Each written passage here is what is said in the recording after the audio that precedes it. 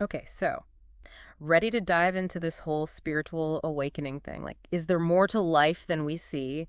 We're looking at the audiobook, You're Not Dying, hmm to, see if we're on the right track, what to expect, all that good stuff. It's wild. The book frames it as a journey, not some finish line you got to cross. Hmm, Really reassuring, especially if you feel a bit lost right now. totally. Like a roadmap for the soul, right? Seems like we're all on autopilot sometimes, just cruising through life, not really questioning anything. They call it the autopilot phase, yeah. Just going through the motions, making decisions based on, like, fear of the unknown, not what truly vibes with us. Think about those times you stayed stuck, a job, a relationship, even just old habits, all because change felt too scary. Ugh, been there. So, how do we break free from that? What kicks off this whole spiritual awakening thing? It often starts with those aha moments, those little cracks in our reality that make us question everything. Some folks get there from a good place, they have it all, but something's missing. Others, life throws them a curveball, forcing a rethink. The universe's way of getting our attention right. Gentle nudge, or sometimes a cosmic 2 by 4. So, what happens after that wake up call? It can feel like you're in an incubator, withdrawing from the world to process everything. Anxiety's common here, facing the unknown. Feeling like you're dying, emotionally, even physically, isn't unheard of. Intense. The book calls it ego death, right? Shedding old regions of yourself to make room for the new. Exactly. Clearing out the clutter for a more authentic you to emerge. Totally natural to crave knowledge during this time, seeking answers, guidance, all that. It's like you had a taste of something amazing and you're hungry for more. The audiobook calls this the knowledge sponge phase, but also warns against blindly following every bit of spiritual advice. Right. It's about figuring out what resonates with your truth. The author's big on trying different practices, not to become a master of everything, but to feel what's authentic firsthand. Like a spiritual sampler platter. Exactly. Tarot, crystals, meditation apps.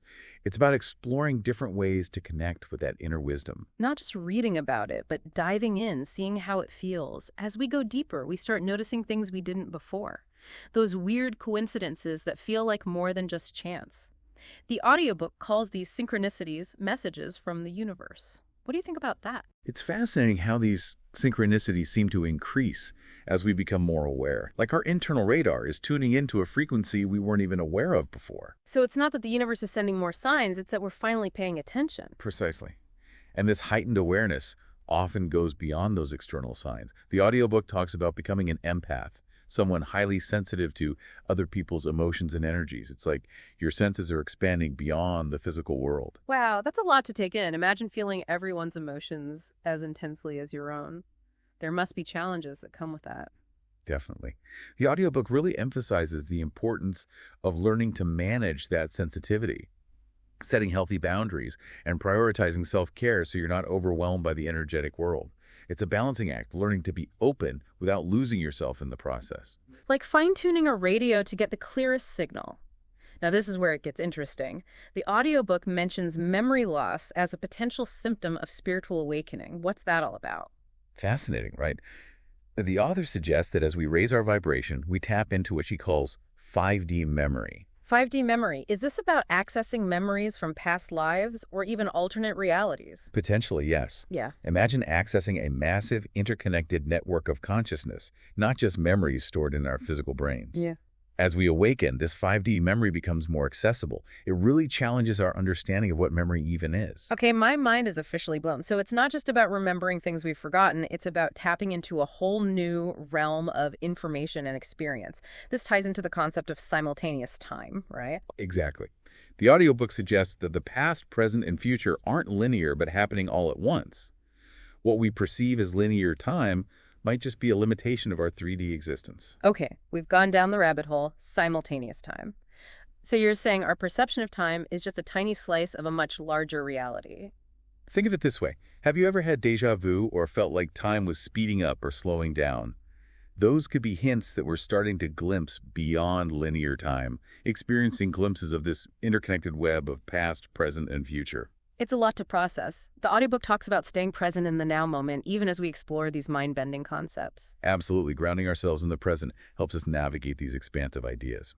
Speaking of expansive, the next mind-blowing concept we encounter is this idea of unlocking our interdimensional DNA. Interdimensional DNA. Okay, I'm all ears. Tell me more. You've probably heard that we only use a small percentage of our DNA, and the rest is considered junk DNA.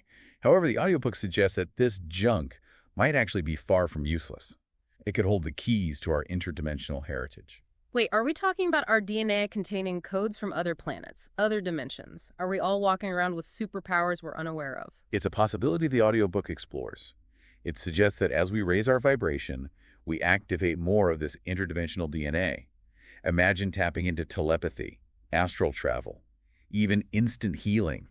All those abilities we relegate to science fiction. Okay, this is where things get really interesting. Why isn't everyone walking around levitating objects and reading each other's minds if we have all this untapped potential?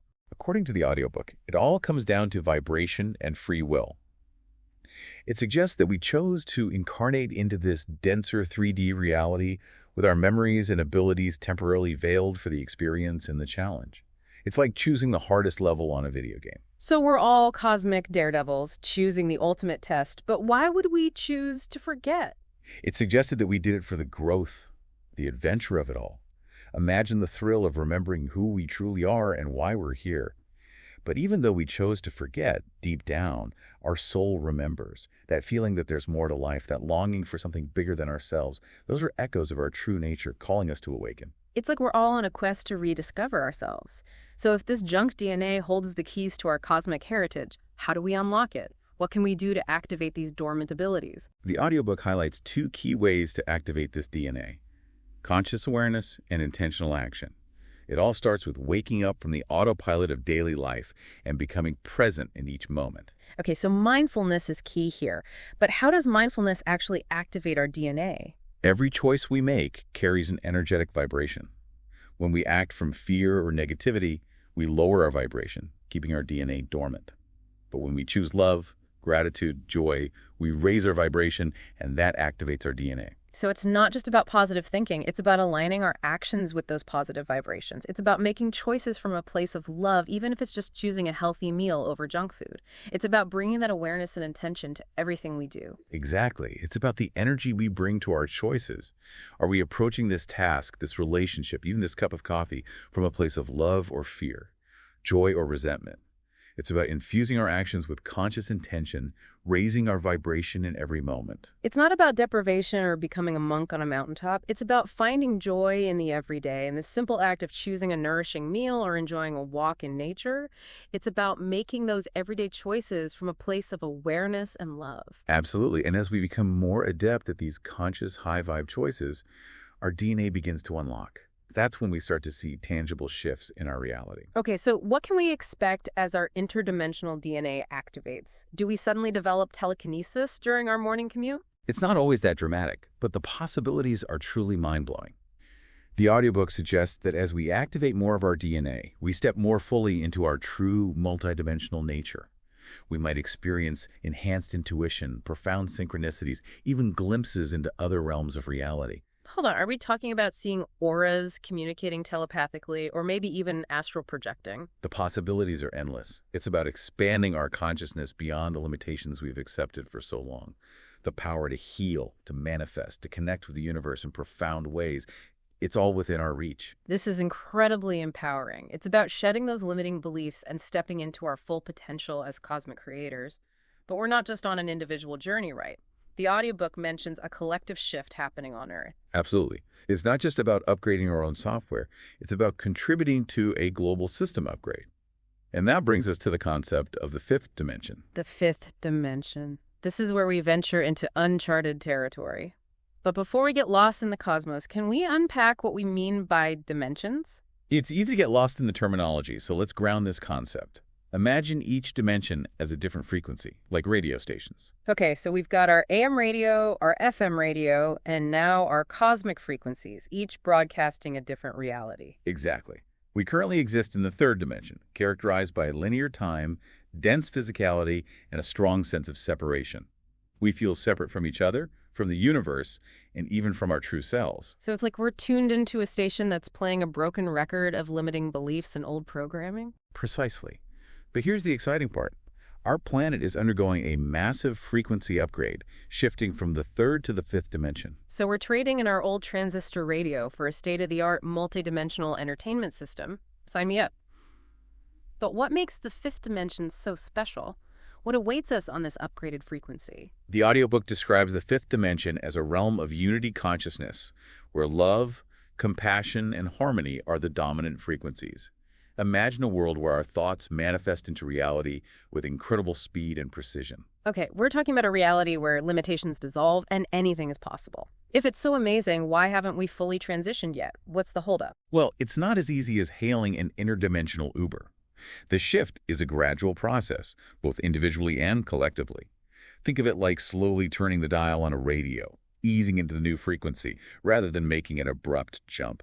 I can get behind that. So what are we waiting for? Let's crank up that cosmic dial and dive headfirst into this fifth dimension. Not so fast.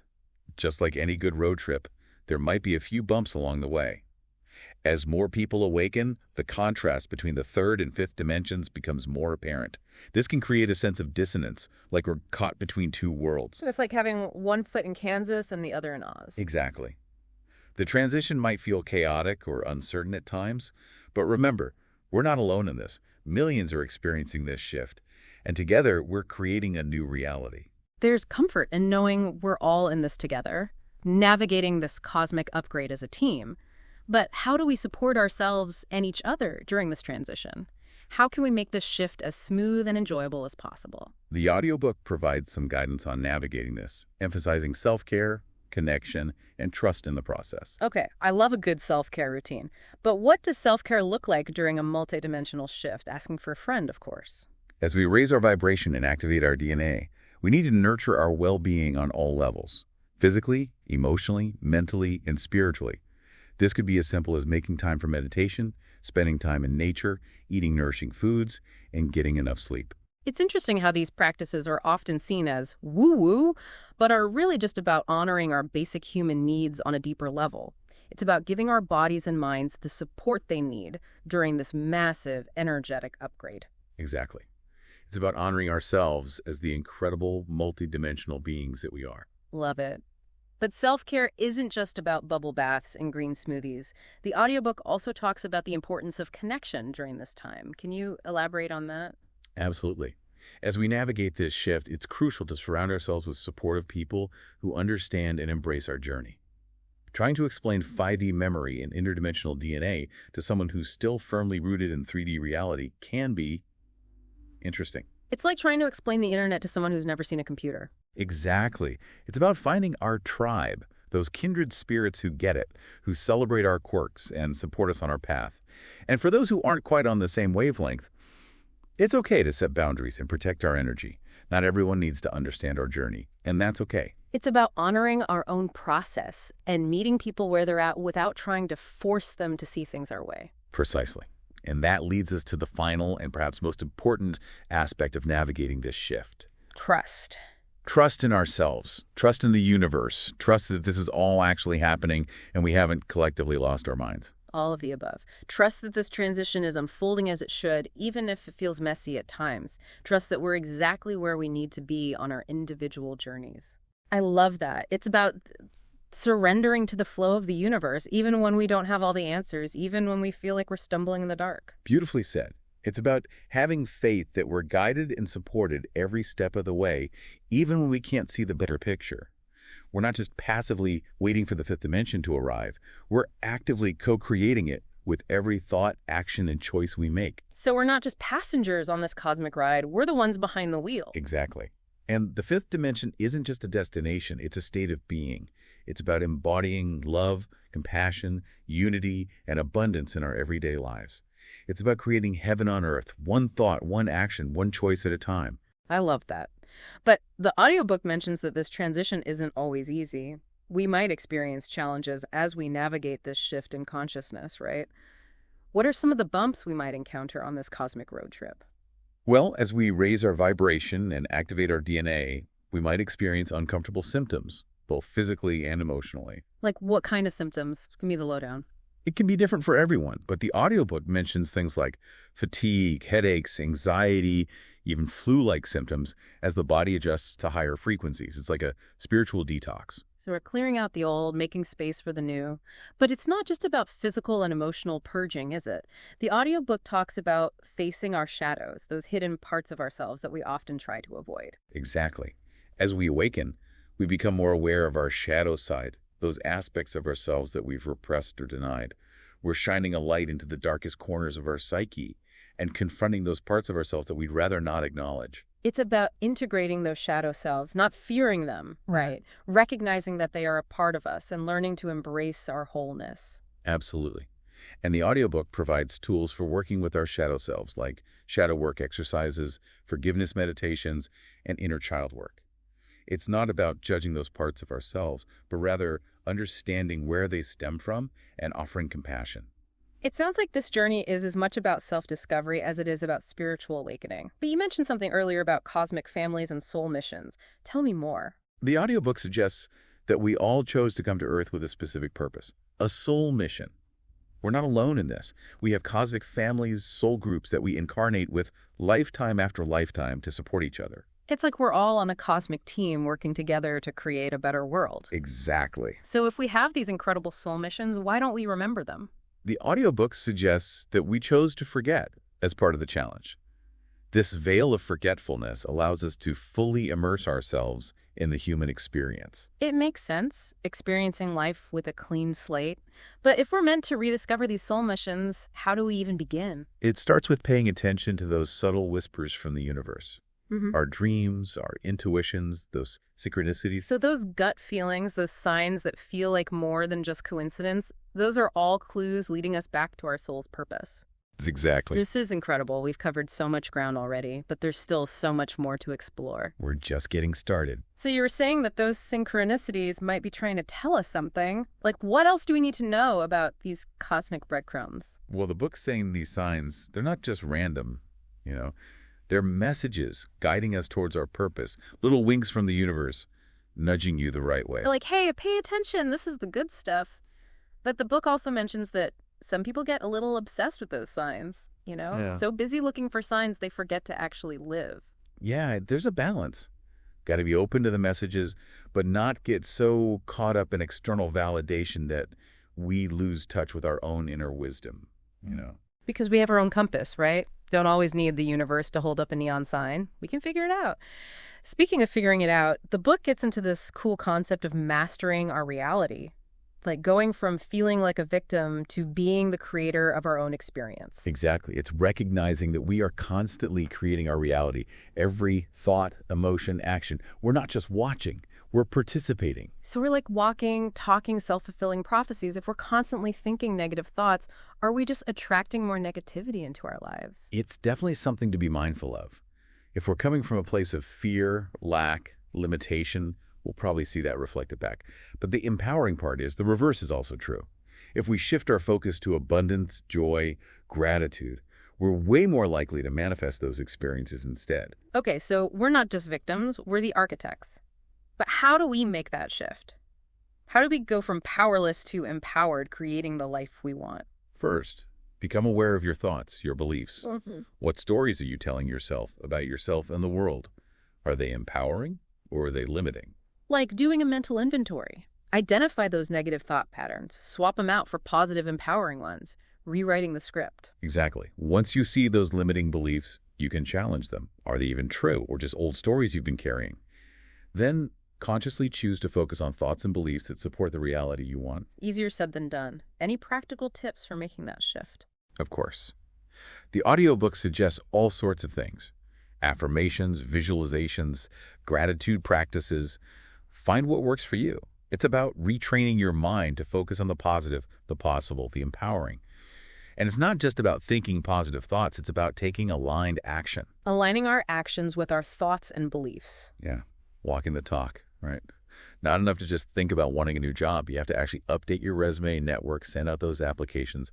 And when you do take action, do it from a place of confidence, self-belief. So it's like take those inspired actions and trust that the universe is going to meet us halfway. Exactly.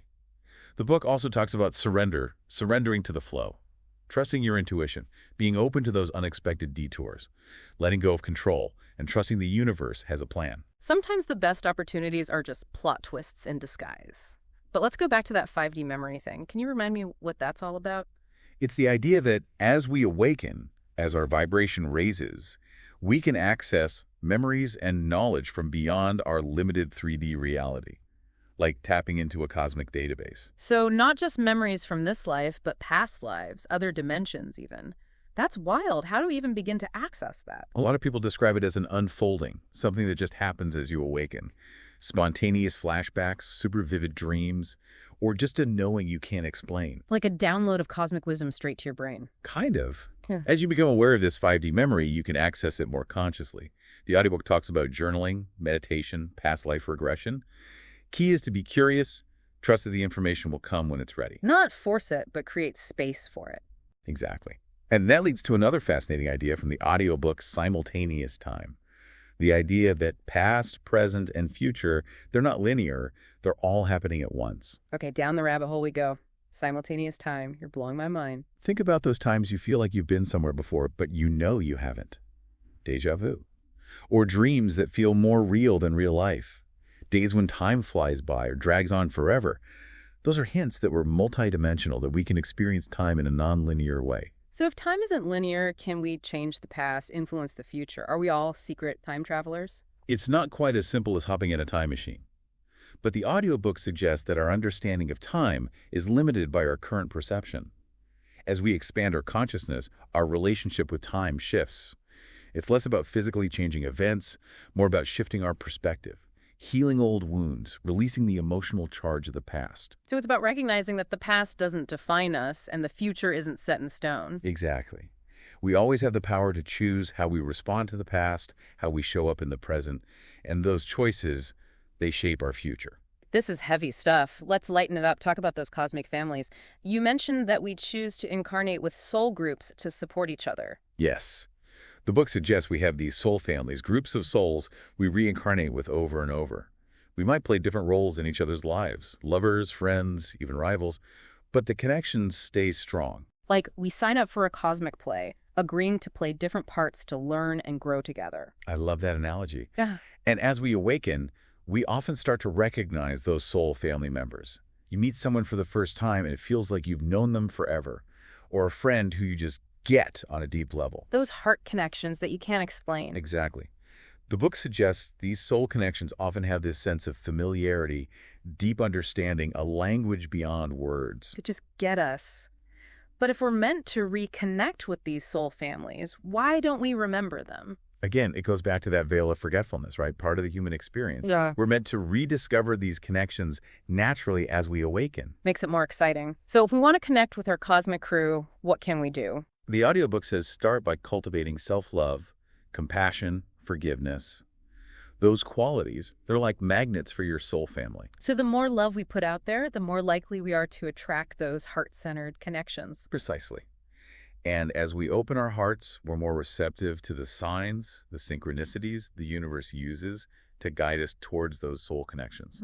So it's not just about searching out there. It's about creating that space within for those connections to show up. Exactly. Become the most loving, compassionate, authentic version of yourself, and you attract those who resonate with your soul. So we're not just talking about bumping into people, right? These are soul contracts, like we agreed before this life, to meet up again for some big reason. It's like a cosmic play, and the curtain's going up on this big reunion. I like that. The book says these soul connections, they often bring this feeling of completion, like coming home, finding the missing puzzle pieces of your soul. Makes you think about everyone you've met and what their role was in your soul's journey.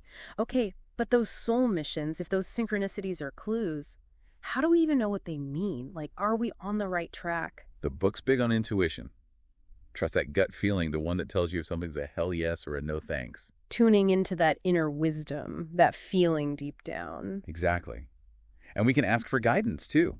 It sounds simple.